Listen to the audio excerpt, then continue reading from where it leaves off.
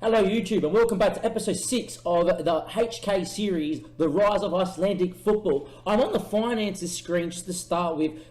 If you don't know, I do stream this save a lot on Twitch and we're well into the future since we last did a YouTube episode, which I think was the loss to RB Salzburg in the Champions League 4th round qualifying. We did do in that game, however, the Europa League draw, and today I am bringing you a game from the Europa League against Copenhagen. If you remember the group, I'll run you through that shortly. As you can tell from the finances and over here in the budgets, we have transfer budgets, we have money in the club. I have spent a bit of it. The budget was originally, I think, 2.4. I reduced it down to get a bit more payroll, and 2.01 mil, I was about to say 2.1 mil, was made available to myself. We got 1.4, which means transfers have been made for actual money.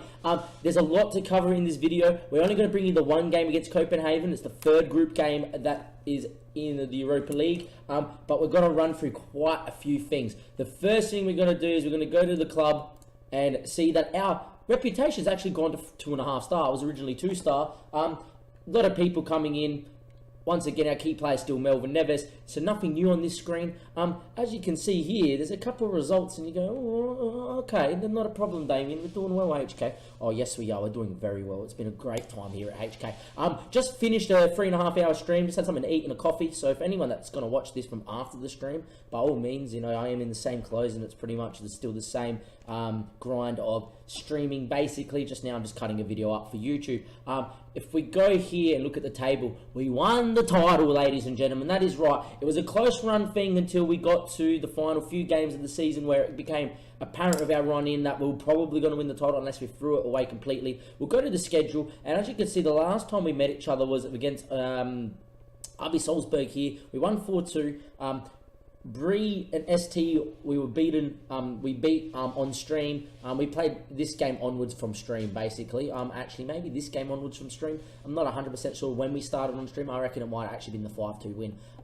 We drew to KR in a game that was quite weird. We scored twice, and then we conceded both times from kickoff. And then from there, this is where I like maybe FH might actually beat us to the title because we can't slip up again.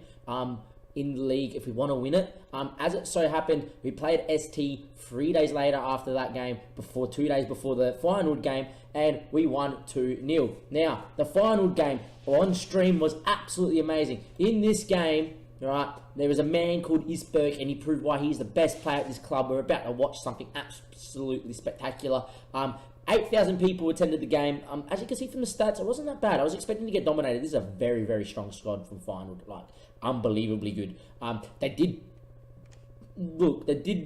pepper our goal, I would say. Arneson kept very well, called off some few good saves. But possession stats, we never got really behind in the possession count, which was good, and that's why I kept the system. Just as I was about to change it, though, Isberg did this. Yes, ladies and gentlemen, Isberg with a spectacular one. If the game wants to load and generate its match report, it is an absolutely crazy goal. The ball started with their throw-in and Brunt won it, and I literally on the screen, I was about to make a change. I said, let's make the highlight go through first. Isberg played Siggy Fussen, who I brought on. I just made some tactical changes there too, and we're just going to slow this down now. We're now just going to enjoy it. I'm now not going to talk too much. I'm just going to let you enjoy it. I actually like the direct view for this goal here. But yeah, Siggy Fuss with some people going here. If I highlight Isberg, there he is. Just watch. So we're not going to commentate. I really want to commentate over this. Look, it's just Siggy Fuss just put it in the space, and we'll leave it. We'll leave it. This let me get out of my chair. I was in hysterics on stream. It's just so good. It's just so good. Look at the technique on that. It's just so brilliant. If I watch it again, we might just watch it from behind the goal because it's that good. Make it fast. Yes. Wait for the ball to get played. All right. Just behind the goal. Yes, just do it. And we'll slot right down again. Just look at the technique. It's a good ball here from Siggy Fussen. I was actually on stream asking him to play in like our cam here to just maybe then play it out to Guerrero, who's making a great run back post. But look at this from Isberg. You know, it went through Neves as well. I was like, maybe give it to Neves. Neves can then play through Guerrero coming in. Just bang. Keeper has no chance, and look at that. So that rescued us a 1-1 point against fine with there. We put it back on director cam and make the speed go back to normal. So when we go to play our next game here against Copenhagen, it's normal.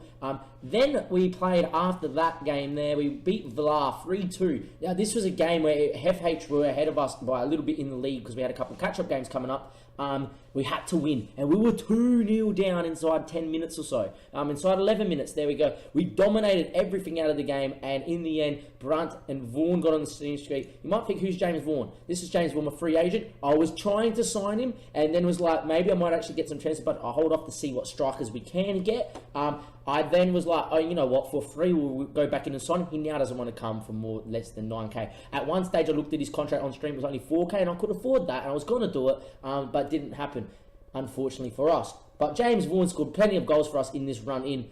If we go back, we then played FJ, which was our last catch-up game. If we won this game for the last game, we'll actually be 1 point clear of FH going into the final game.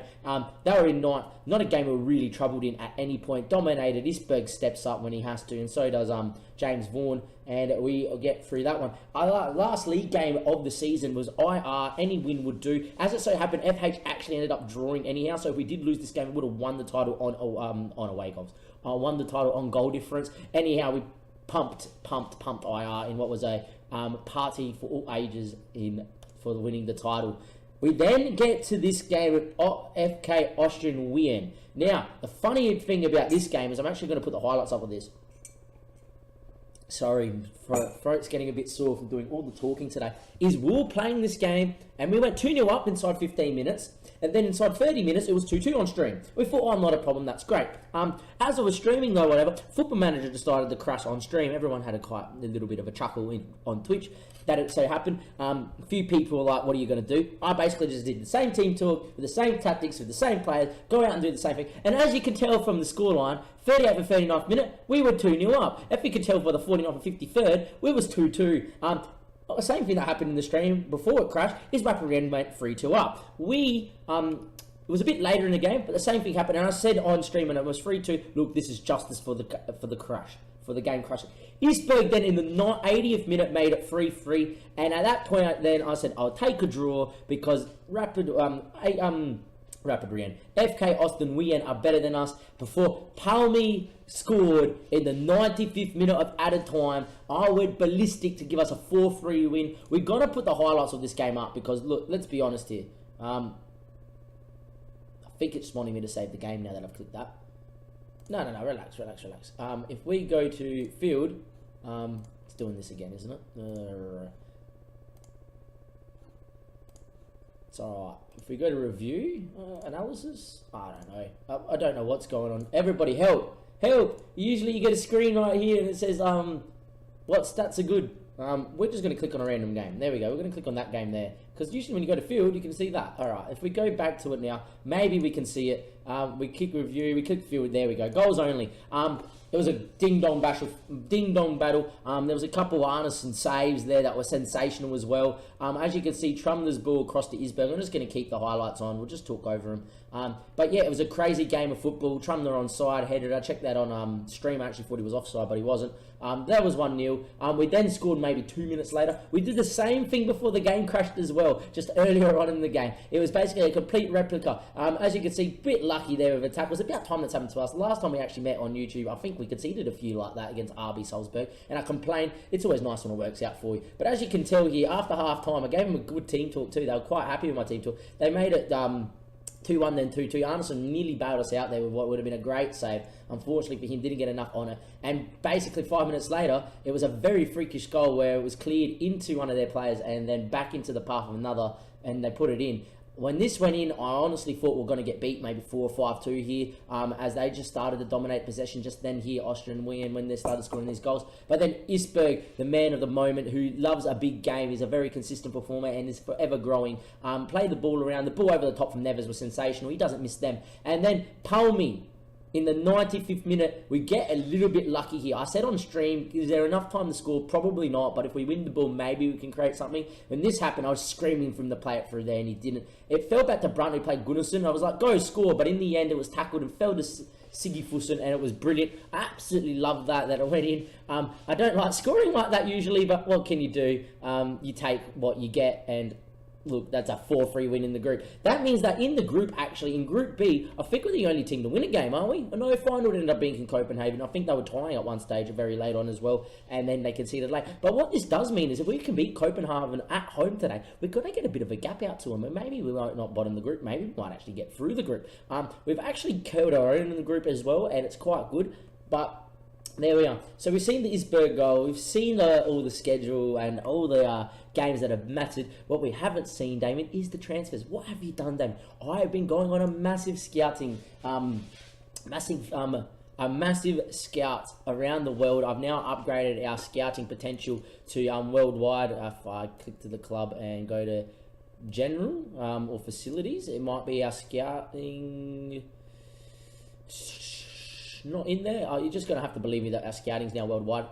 In saying that, I made a bid for a striker. We'll get into that first, actually. Where is he from? There we are. Made a bid for Zuniga. Look, in the end, I don't expect it to get accepted. It was a bit too low, but couldn't scout him just yet. We can now scout him now, as we can see worldwide when I did this. But I made a very good bid for Rodrigo. He didn't cost too much, and I like the 15 finishing here. And he's only 18, so there's plenty of time for him to grow.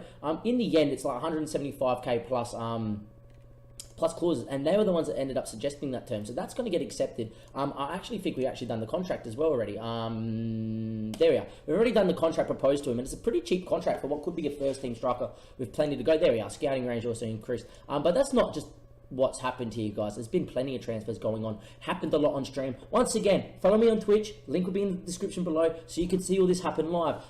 First thing first, actually, this could have been in the last episode, or maybe it doesn't. He was getting released on a free. Very good potential. Didn't want to re-sign with KA because they're getting relegated. Thought I'd bring it in. But if we go to transfer histories and all transfer histories for this season, and if we go by what has cost us, we'll just work our way up. We obviously know Nick Barlow came in, and all these players came in because that was in the previous episodes. But Callum Edler came in as a backup left-back option. He's on a backup contract. The thing that I've noticed that is most affecting us over the moment is foreign players now count from England as foreign because they left the EU. So I'm only allowed 3 in the starting 11, and even if there's only 3 in the starting 11, I can't bring a 4th one on during the game. I tried that to see if that's a way around it, but it wasn't. The thing is, though, is that Topuk is from Turkey, so he's not a European player, so he's a foreign player. So when he's not playing, Edler can come in and slot into that spot, and that's pretty good for us. That's the only real foreign player that really starts or does anything for us in terms of being on the field. Stefan's probably not going to play our English centre-back anymore for us. We might actually look to move him on, but that's due to a couple more signings that we made. But pretty much because we lose one foreign player for another, it doesn't really hurt us too much to have another foreign left-back in at the club who was on a backup contract, and he's got a little bit of potential to grow to be into a star according to our 14 scout. I actually just really like that he's got decent work rate and good pace and good physicals for the league, 16 determination, decent crossing, can definitely play fullback on attack, which is what we play Top Hook on, and this allows him not to get too upset that he's on a backup contract when he's not playing, and allows Top Hook the most chance to grow, which he is currently doing. And next is Jimmy Hanlon from Dundalk in the Irish Premier Division. An Irish centre-back. Look at the potential and look at the current ability. 70 determination made me think straight away, yes, you're definitely coming in. The mentals could be improved, but good decisions is always good. Decent positioning. Only 6 foot. We're training his jumping reach at the moment, just so it gets into the 11s and 12s. But I reckon with first team football at a higher level than the Irish Premier Division, which our league is apparently according to the game, and I'm expecting our league to grow after the season that we've had ourselves, HK. Decent heading, marking, tackling needs to be improved as well, but definitely a player with plenty of potential, and definitely by far our second best centre-back, as we'll get into our first best centre-back. But look at the other centre-back, he does tower over him, not many cons there, and look, a lot of pros. Our coach loves him, and he reckons he'll get to that 4.5, 4-star, 5-star potential, and I reckon he will too. This leaves to Filip Umovic from Croatia. Look at this guy. For our level, he is sensational. The mentals, the physicals, the technicals, playing him on a ball-playing defender when he is available, 10 passing, and all the mentals, that means he can. Look at this from our coach. He's already 4-star with 4.5-star potential, which he's likely to reach. He's already a leading player, be a star player. We're conceding too many goals because our centre-backs aren't good enough for the level. We now are good enough probably for the level to where we can start maybe looking to really dominate the league finally, and maybe give ourselves a bit of a chance to maybe make another Champions League run next season, not concede too many goals, which in the end was our downfall against RB Salzburg. Bringing that into today's game, they can't play unfortunately because we signed them after the the registration period for the Europa League, which means that the team will be different to what we've seen. Brunt, unfortunately, will be suspended for today's game. In terms of that, we are just going to bring in Nick Barlow to sit on the bench and put Ori Magnusson there. He's got a very good link up with Neves. Gunnarsson's unhappy because he's been trying to sign a striker and he doesn't want to sign a new contract, and he's only got 7 days left on his current contract. I'm very tempted just to leave him on a month-to-month contract until he either A wants to leave, or B, every time we play him, we just pay him, and I'm happy with that, and he's still slightly concerned. I would like the time down. Same with Anger Martinson. He only had a month left, but because we can't put in another centre-back into the squad, I'm tying him down for 1 more year just so he can play in these games. This probably does mean Martin becomes our third choice centre back, and our coach reckons that his potential ability has dropped after the year he's had. He's had a decent year and rich vein of form of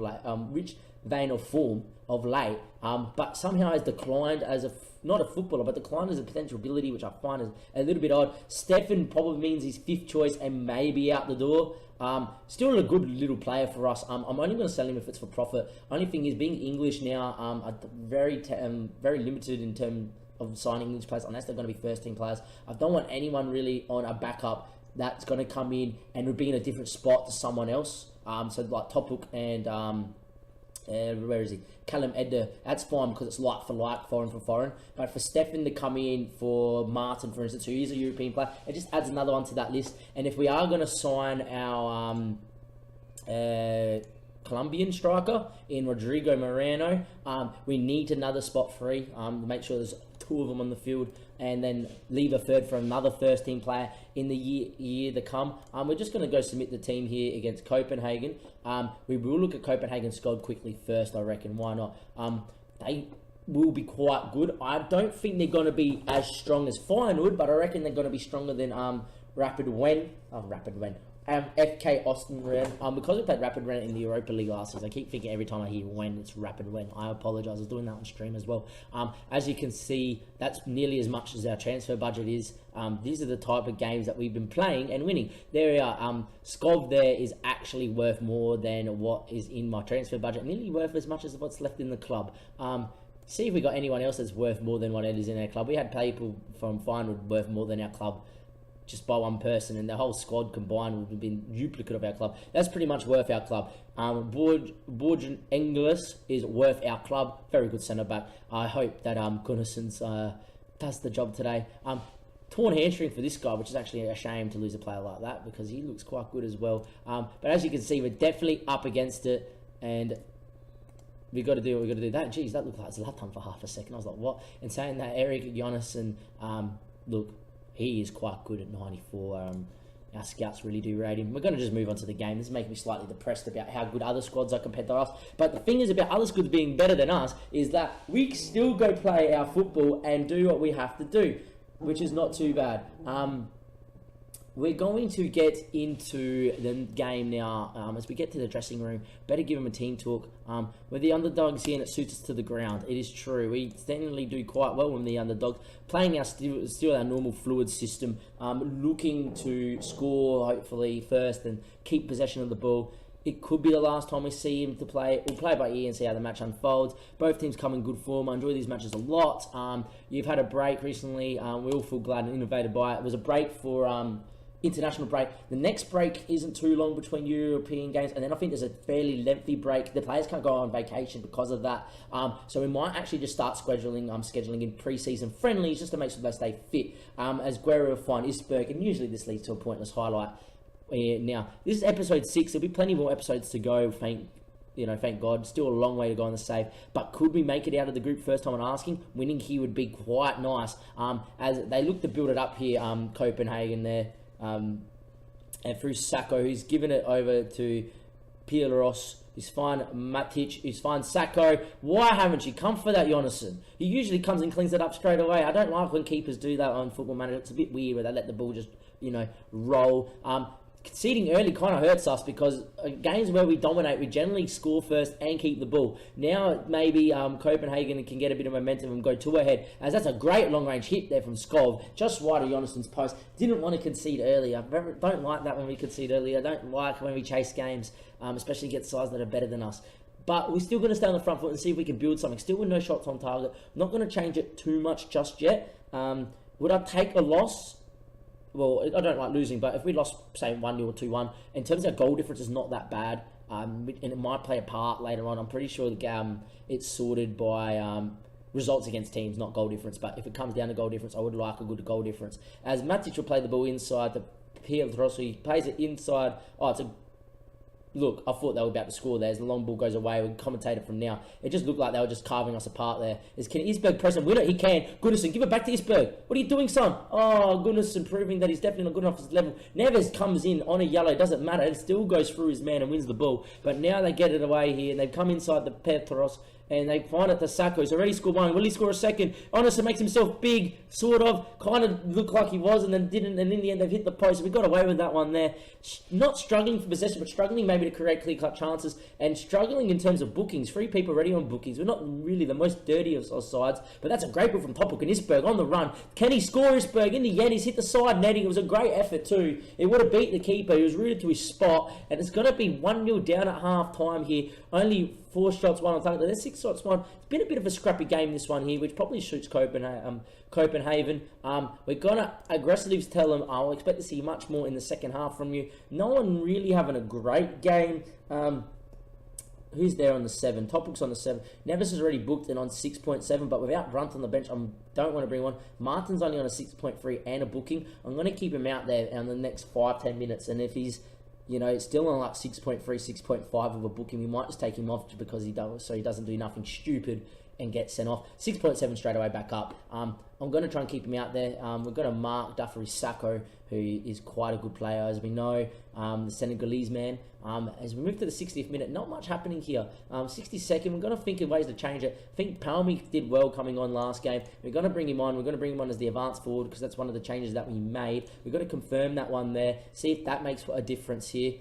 As the ball falls to Arneson, maybe Palmy can come on and score one. Martin will look to play out with Martinson to Neves, who will find Magnussen and Ori Magnussen and Guerrero back into Neves. It's good to hear from HK building out from the back. Ori, can he keep it? He can. Finds Jonasson. Jonason's ball for Siggy Fussen is poor, and now on the break comes Skolkov. Oh, good tackle there by Topuk on a yellow card. Brilliant stuff. Diving in for our challenges today. I don't mind the fight from the boys. Just nothing stupid, please. As Trumley's got no support from Topuk just yet. Neves looks the other side there for Guerra and finds it. The ball down the line to Isberg is on, and he finds Isberg. There's numbers in the box. The ball back post. Trumley heads it back across to Neves, who heads it over. Just had to head it down. It was good stuff there from HK. It was definitely a good flowing move. We're going to make another change here. In terms of changing it, we're actually going to bring in our young centre attacking mid in A. Gunnarsson.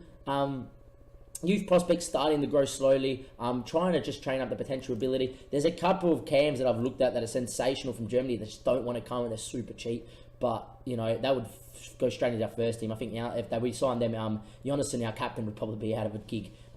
As Topuk will win that header and find Ori Magnussen. Trumler steps on the ball and plays it down the line to Siggy Fussen. He's got some good finishing, but he's on the angle. Back post. Isberg's header straight at the keeper. They just needed the cross in front of him so he could power that header there. Unfortunately, couldn't with the cross behind him. But Siggy Fussen's coming in and making a difference. It's going to be a corner. I was just about to make a change, but I don't like making changes when there's highlights going on. As Skolkov will play it inside. It's a decent challenge, but it falls back to him and just cleared long by Guerra. They should deal with this though, Copenhagen. Isberg might go and press. We don't win it. It's a long ball over the top. Can we just deal with it, please, Guerra? Guerra back to Arneson. Can we keep it? Is the ball on out? We go long instead. Siggy Fussen's not that great in the air. Doesn't even make himself a presence, the 5'6" guy. It's the whole reason when we bring him, I like to keep it. Neves with a great challenge on the yellow card. He's been playing well this half, and Neves lays it straight back to Jonasson. He goes long again, unfortunately, the keeper. Can we win the knockdown? We can't. Struggling to really control the game in the middle of the park, which is usually our best.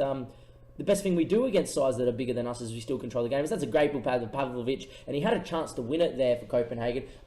Just going to pause that one there and maybe look to make one more change. Isberg's playing alright, and so is Trumner. Magnussen's not. What we might do is do this and move Jonasson, the younger Jonasson, forward and really start going a bit more aggressive. Move him as a shadow striker.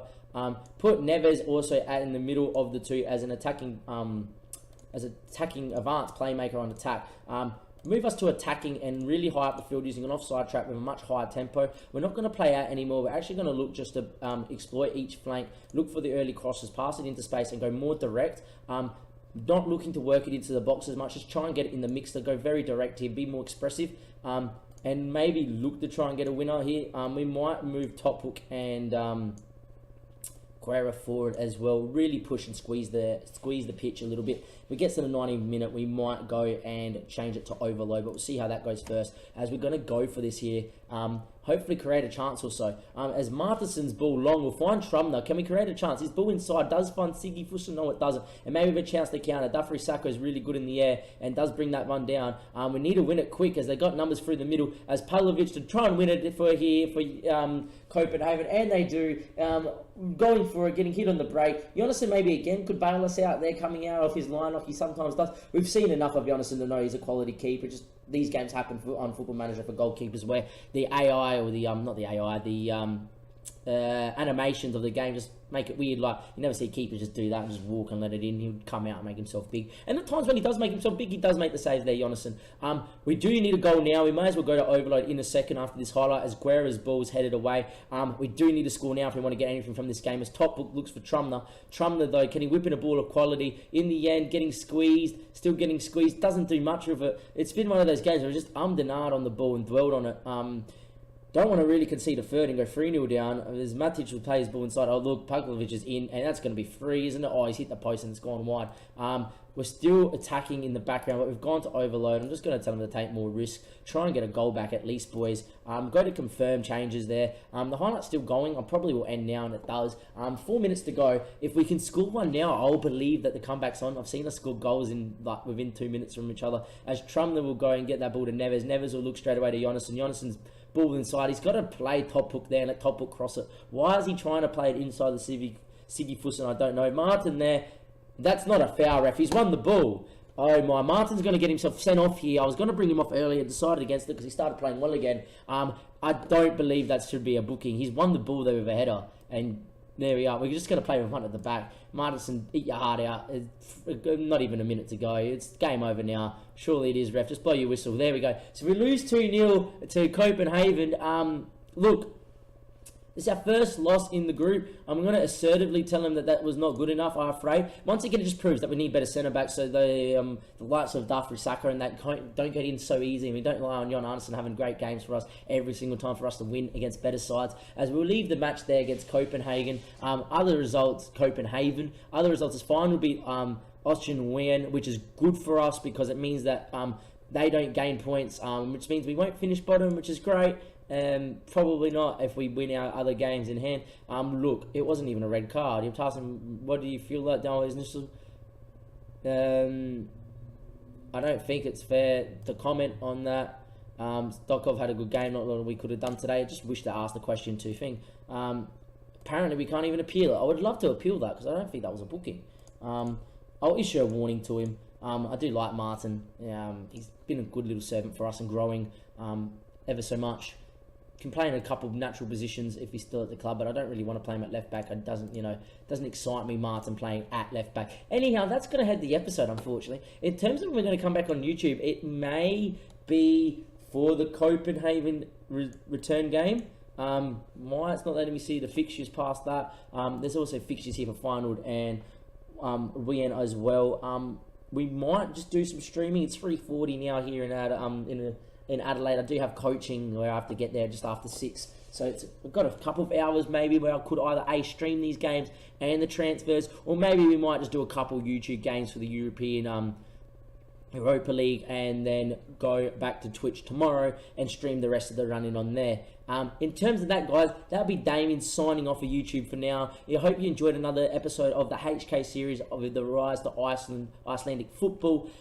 Hopefully next time we come back for another recording in the Europa League on YouTube, it's for a win, and it's in or we lose in a matter, which was which was in the HK form of us, playing the ball around quite nicely and looking to be attacking and fluid and keeping it and looking to dominate sides. Unfortunately, that wasn't the case today, but it doesn't mean it doesn't dent anything a part of our season. We're still flying very high above expectations, and in 2019 I would not have even been expected to make it to a group stage of the Europa League or the Champions League, but here we are anyway. This is Damien signing off. Hopefully you enjoyed the episode. Go check me out on Twitch, press the like and the subscribe button on YouTube to see more content for HK in terms of episode, and obviously press follow on Twitch as well when you see the link as well, just so you know when I go live, and it's always going to be HK when it comes to Twitch anyhow as well. Enjoy the rest of your your day, guys. Have a good one, and thank you.